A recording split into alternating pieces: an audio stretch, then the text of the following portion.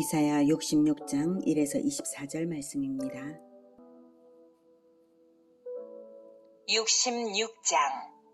여호와께서 이와 같이 말씀하시되 하늘은 나의 보좌요 땅은 나의 발판이니 너희가 나를 위하여 무슨 집을 지으랴. 내가 안식할 처소가 어디랴. 나 여호와가 말하노라. 내 손이 이 모든 것을 지었으므로 그들이 생겼느니라. 물은 마음이 가난하고 심령에 통해하며 내 말을 듣고 떠는 자 그 사람은 내가 돌보려니와 소를 잡아 드리는 것은 살인함과 다름이 없이 하고 어린 양으로 제사 드리는 것은 개의 목을 꺾음과 다름이 없이 하며 드리는 예물은 돼지의 피와 다름이 없이 하고 분향하는 것은 우상을 찬송함과 다름이 없이 행하는 그들은 자기의 길을 택하며 그들의 마음은 가증한 것을 기뻐한즉 나 또한 유혹을 그들에게 택하여 주며 그들이 무서워하는 것을 그들에게 임하게 하리니 이는 내가 불러도 대답하는 자가 없으며 내가 말하여도 그들이 듣지 않고 오직 나의 목전에서 악을 행하며 내가 기뻐하지 아니하는 것을 택하였음이라 하시니라. 사랑하는 형제 여러분, 5월 6일 토요일 저녁 목상에 오신 것을 환영합니다. 65장에서는 이방에 복음의 은혜가 흘러가게 될 것과 그 이유가 선민이 끝까지 반역을 회개하지 않았기 때문이며 남은 자들인 거룩한 씨앗들을 위해서는 새하늘과 새 땅이 도래할 것을 예언했습니다. 새하늘과 새 땅이 장구한 생명과 완전한 평안과 하나님과의 막힘없는 교제를 누리는 땅임을 또한 말하였습니다. 그로써 종결되면 좋았을 법도 하지만 천국의 도래 그 자체보다도 더 중요한 문제를 말해야 하는 것입니다. 그것은 바로 이 모든 일의 성취가 인간의 그 어떤 선행이나 공로가 그것을 성취할 만해서가 아니라 오직 하나님의 절대 권능으로 된다는 것입니다.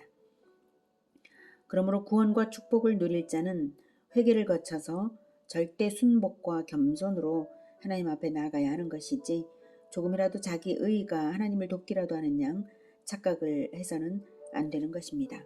1절 여호와께서 이와 같이 말씀하시되 하늘은 나의 보좌요 땅은 나의 발판이니 너희가 나를 위하여 무슨 집을 지으랴. 내가 안식할 처소가 어디랴.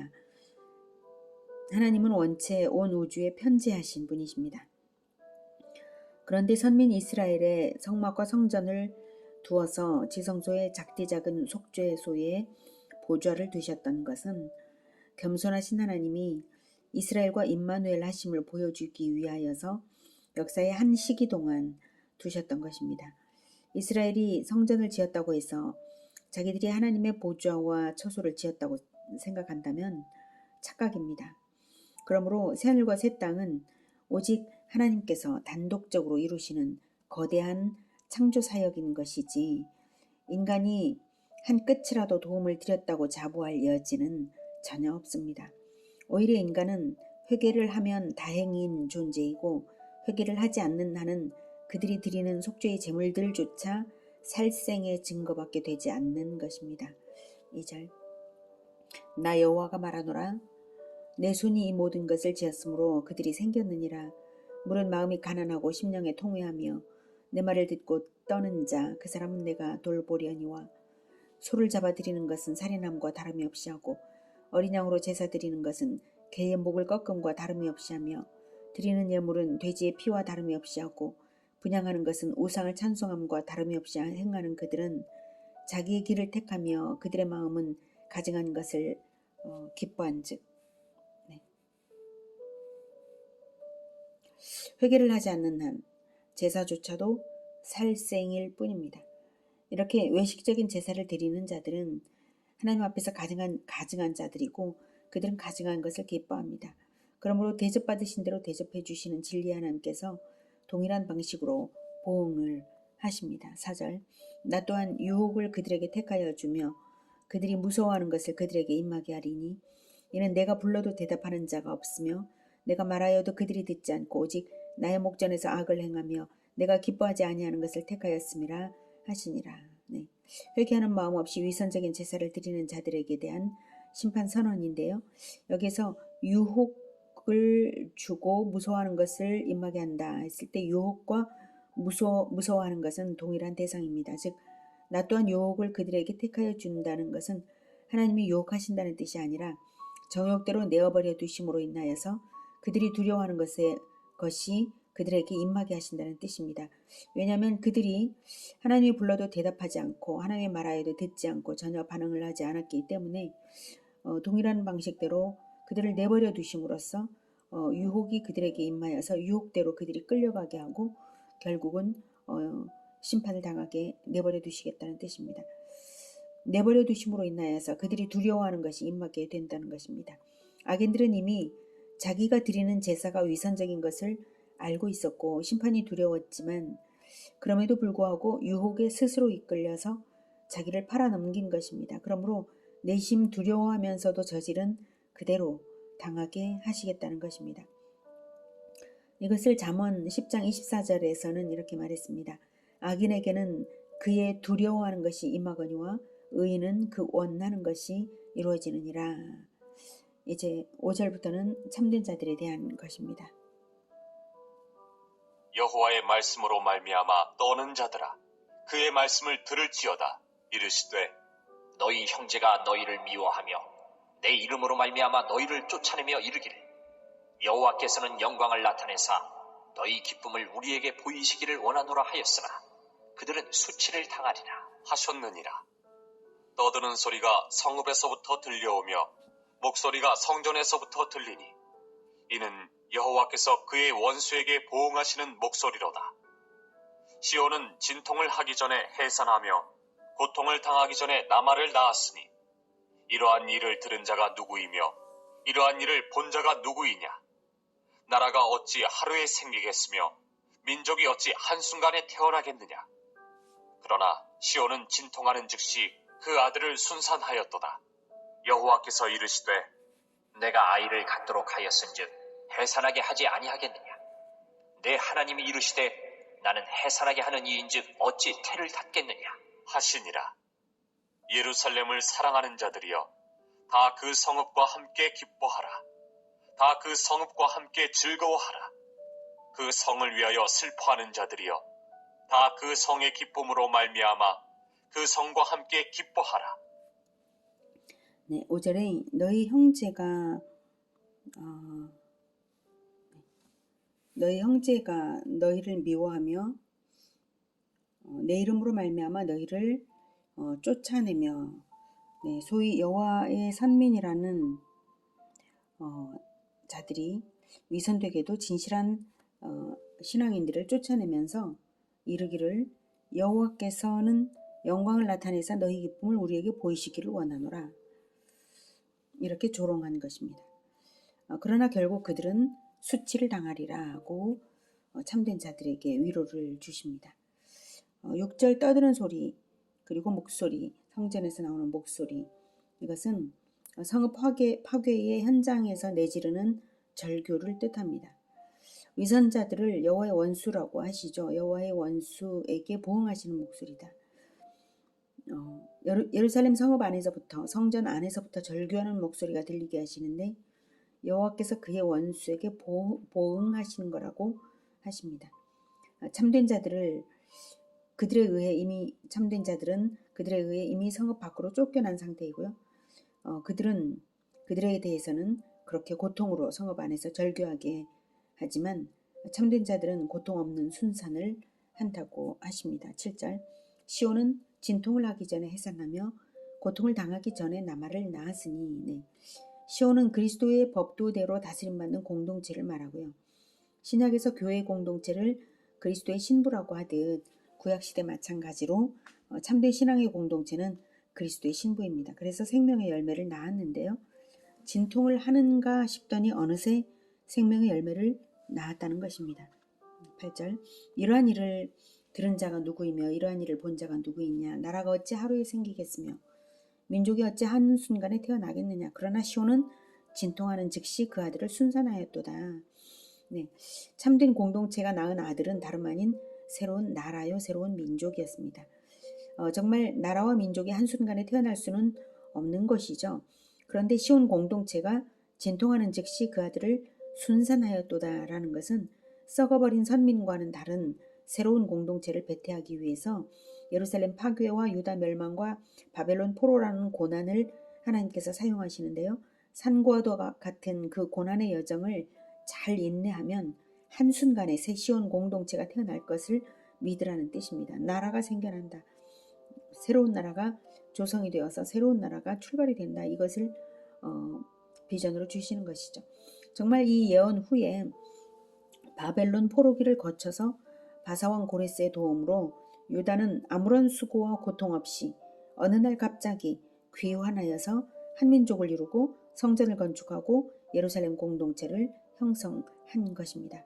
이것은 영적 이스라엘인 신약의 교회 공동체가 오순절 성령 강림 사건을 통해서 기적적으로 하루 만에 탄생하여 확산된 것으로서 이중적으로 성취되었습니다. 9절에 여호와께서 이르시되 내가 아이를 갖도록 하였은즉 해산하게 하지 아니하겠느냐? 네 하나님이 이르시되 나는 해산하게 하는 이인즉 어찌 태를 닫겠느냐 하시니라. 네, 하나님께서 역사를 사용하셔서 신약의 교회를 탄생시키기 위하여서 일하셨다는 뜻입니다. 네 하나님이 이르시되 나는 해산하게 하는 이인즉. 네, 신약의 그리스도의 교회는 하나님이 역사를 시작하신 목적이 바로 교회였습니다. 하나님의 사역의 목적이 바로 교회의 출산이었습니다. 구약 선민 이스라엘의 역사 자체가 신약의 새 이스라엘인 교회를 배태하기 위한 과정이었습니다. 네 하나님의 이르시되 나는 해산하게 하는 이인즉. 네, 하나님의 일은 아들을 낳으시는 일입니다. 아들을 낳게 하시는 분이 하나님이십니다. 그러니 하나님의 아들들을 낳는 우리 모두가 되기를 기원합니다. 내 하나님이 이르시되 나는 해산하게 하는 이인즉 어찌 태를 닫겠느냐. 하나님의 자녀들을 출산하고자 하나님과 연합되는 자들에게 하나님은 결코 태를 닫지 않으십니다. 참된 교회 공동체는 반드시 부흥이 있는 것입니다.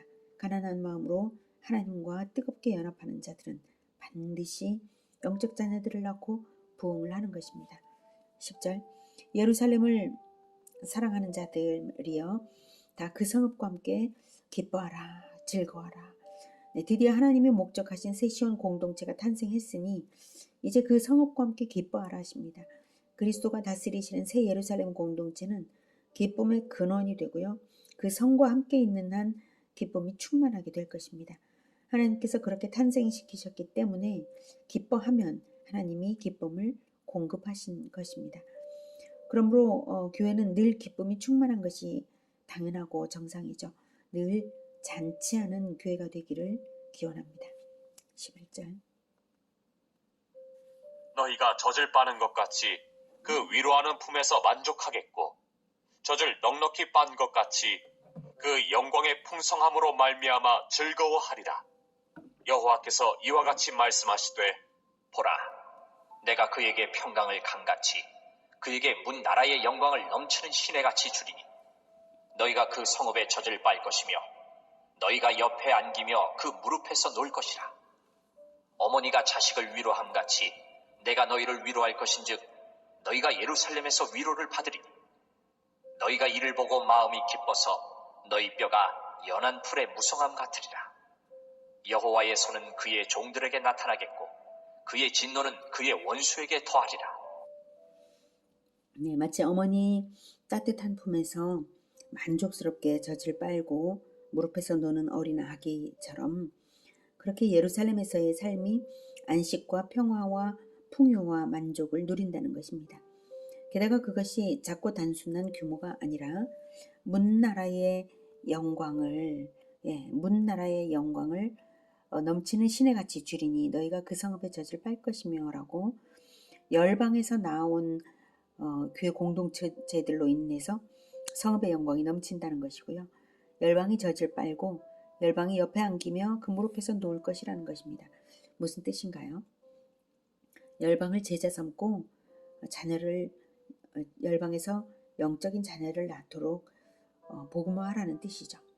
그럴 때 문나라의 영광이 몰려와서 이토록 행복한 성읍이 된다는 것입니다. 성경에서 젖은 하나님의 순결한 말씀을 뜻하는 비유로 쓰이죠.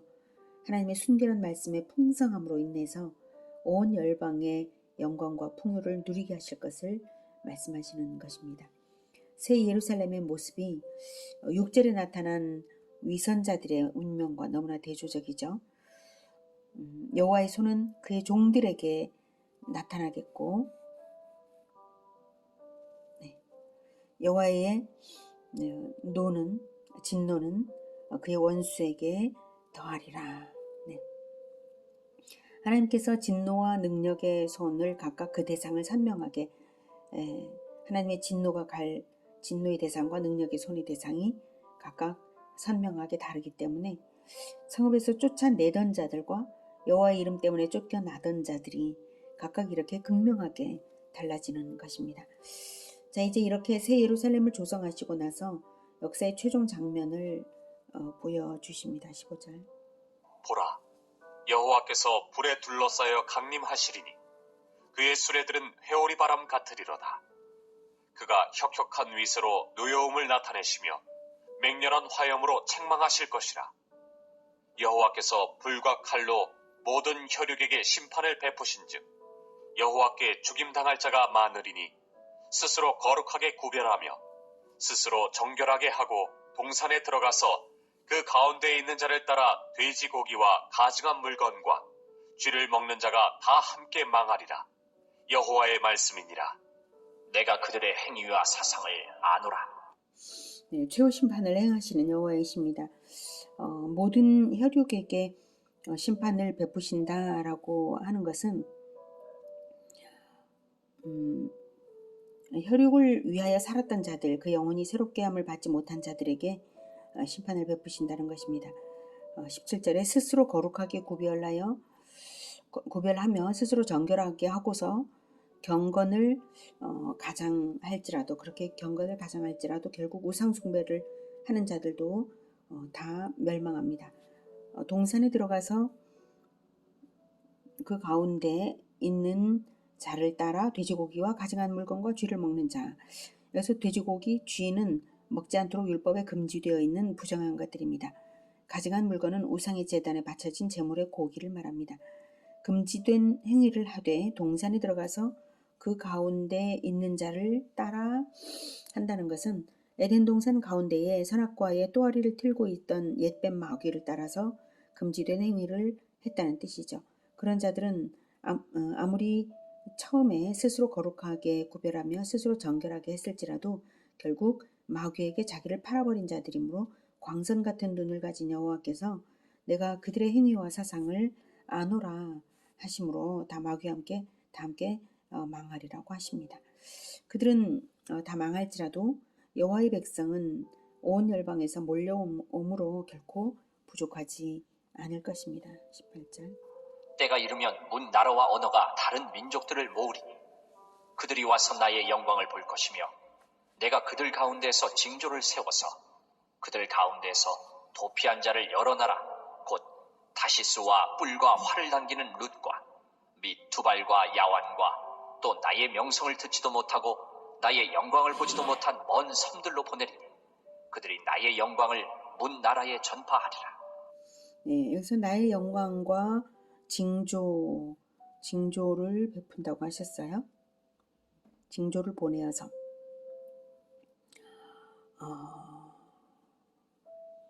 영광과 징조, 이것은 그리스도의 부활과 승천을 의미합니다. 그리스도의 부활과 승천으로 말미암아서 문나라에 그것이 전파될 것인데요. 하나님의 섭리로 바벨론 포로처럼 이방의 객이 되었던 자들이 오히려 그리스도의 부활의 복음 전파자들이 되어서 문나라에 전파하리라는 것입니다. 그 결과 20절. 나 여호와가 말하노라. 이스라엘 자손이 예물을 깨끗한 그릇에 담아 여호와의 집에 드림같이 그들이 너희 모든 형제를 문나라에서 나의 성산 예루살렘으로 말과 수레와 교자와 노새와 낙타에 태워다가 여호와께 예물로 드릴 것이요 나는 그 가운데에서 택하여 제사장과 레위인을 삼으리라. 여호와의 말이니라. 네, 예물을 드리는 것처럼 이스라엘 자손이 너희 모든 형제를 문나라에서 태워다가 여호와께 예물로 드릴 것이다. 열방의 그리스도인들이 하나님께 헌신되어서 자기를 드리도록 변화된 새 이스라엘 공동체가 먼저 모범이 되어서 그들의 헌신을 도와서 그런 일들이 벌어질 것이라는 것입니다. 예수님의 제자 12명과 120명의 성도가 헌신했더니 열방의 교회 공동체들이 세워지고 열방에서도 하나님의 사역자들이 세워진 것을 뜻합니다. 나는 그 가운데서 택하여 제사장과 레위인을 삼으리라. 여호와의 말이니라. 이제 유대교의 틀을 벗어나서 온 인류를 구원으로 이끄는 예수 제자들이 가동되는 신약 교회 시대가 시작될 것을 말씀하신 것입니다. 22절. 내가 지을 새 하늘과 새 땅이 내 앞에 항상 있는 것 같이 너희 자손과 너희 이름이 항상 있으리라. 여호와의 말이니라. 여호와가 말하노라. 매월 초하루와 매 안식일에 모든 혈육이 내 앞에 나와 예배하리라. 그들이 나가서 내게 패역한 자들의 시체들을 볼 것이라. 그 벌레가 죽지 아니하며 그 불이 꺼지지 아니하여 모든 혈육에게 가증함이 되리라. 네, 다시 한번 영원한 운명이 어떻게 갈렸는지를 보여줍니다. 23절의 모든 혈육은 모든 혈육이 내 앞에 나와 예배하리라고 하셨으니까 예배하는 혈육이죠. 그래서 변화되어서 성령을 따라 난 자들을 뜻합니다. 24절은 반역자들의 멸망 상태가 영원히 계속된다는 것을 벌레가 죽지 아니하며 그 불이 꺼지지 아니하는 것으로 표현했습니다. 여기서는 패역한 자들의 시체라고 표현했지만 죽고 마는 것이 아니라 지옥은 죽고 싶어도 죽지 못하고 영원히 벌받는 곳인 것입니다. 오늘은 이사야 마지막 장으로서 하나님께서 이루시는 인간 역사의 마지막 장을 보았습니다. 심판주로 임하셔서 마귀와 그를 따르는 위선자들을 다 멸망시키고 변화받아서 그리스도와 연합하는 하나님의 백성들은 열방의 영적 자녀들을 거느리며 영광과 안식을 영원히 누릴 것을 보여주셨습니다. 이 모든 것이 하나님의 손으로 하시는 일입니다. 순결한 젖과 같은 하나님의 진리의 말씀을 잘 받아 먹으며 또한 영적 자녀들을 낳아 열방으로 퍼져가는 새 예루살렘 공동체가 다 되시기를 기원합니다. 기도하겠습니다. 하나님, 이사야서를 이렇게 다 공부하게 하시니 감사합니다. 이사야서를 통하여서 예수 그리스도가 얼마나 많이 예언되고 예언된 대로 하나님께서 실행하셨는지를 다 보게 하셨습니다. 하나님은 계획하신 대로 반드시 이루시며 이 역사를 사용하셔서 새 예루살렘, 새 하늘과 새 땅, 하나님 나라, 영원한 하나님 나라를 세우시려고 이 역사를 시작하시고 끝내십니다. 하나님, 우리를 사용하셔서 아직 역사의 남은 기간 동안에 하나님의 말씀, 젖과 같이 순결한 젖과 같은 그 고귀한 하나님의 말씀, 그 말씀을 세계 열방에 전파하게 하여 주시옵소서. 우리로 하여금 날마다 하나님의 말씀을 공급받아 깨닫게 하시고 세계 열방으로도 흘려보내며 전파시키며 문나라의 영광이 하나님께로 와서 하나님께 헌신되는 그 역사를 보게 도와주시옵소서. 주님, 이 모든 것을 이루시는 우리 주 하나님을 찬양합니다. 오직 새하늘과 새 땅, 새 예루살렘, 왕으로 오실 우리 주 예수님을 사모하며 그것만을 바라보며 나아가겠습니다. 주님, 도와주시옵소서. 예수 그리스도 이름으로 기도드립니다. 아멘. 이어지는 시간은 개인 기도 시간입니다.